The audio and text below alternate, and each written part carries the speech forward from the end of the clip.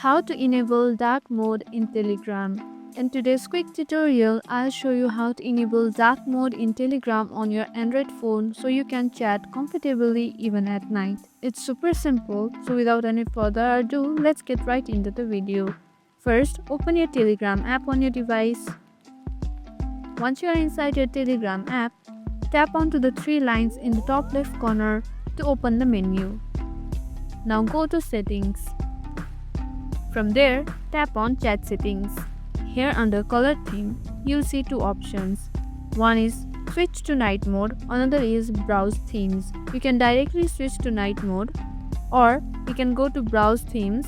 From there, you can build your own theme, like you can choose Classic, Dark, Night and Arctic mode. The moment you tap one, Telegram instantly switches to dark mode. Want it to switch automatically, scroll down and tap on Auto Night mode. You can choose System Default, Schedule or Adaptive depending on when you want dark mode to turn on. And that's it. You have successfully turned on dark mode in Telegram. If you found this video helpful, don't forget to hit on that like and subscribe button, and also hit on that notification bell icon so that you won't miss any of our upcoming videos. That's all for today, and I'll see you in the next video.